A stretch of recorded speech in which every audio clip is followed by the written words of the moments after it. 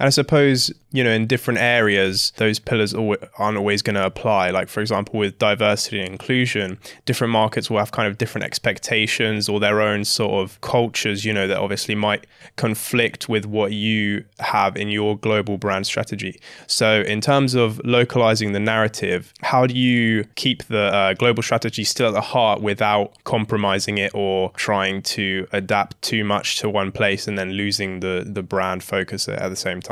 It's a very timely question, and we've had a number of conversations with our various markets about diversity and inclusion guidelines, which we've kind of launched as a team. They have been extensively tested with our kind of agency partners, but also some of the agencies that help us specifically with diversity and inclusion. I think what's really important is to have those conversations and dialogues and to understand really well the lay of the land in each of the markets.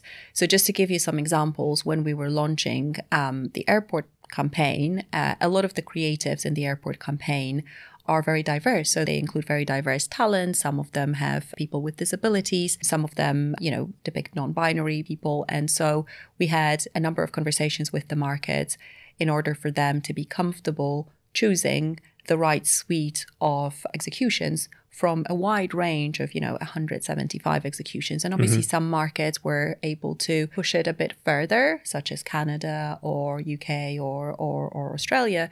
And then some other markets like Singapore, we basically just had to make a bit of a statement, but not everything was acceptable in that market. And obviously we have to play by the local rules as well.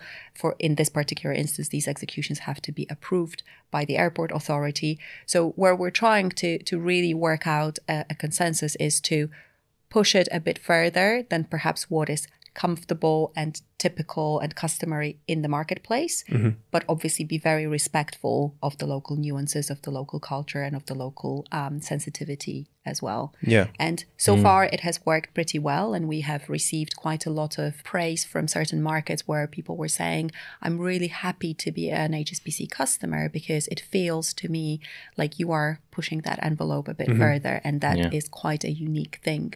And whether it's being a bit more vocal during Pride Month, or whether it's being a bit more vocal about accessibility and about kind of supporting people with disabilities, I think we are trying to do the best we can in terms of bringing those themes to the fore.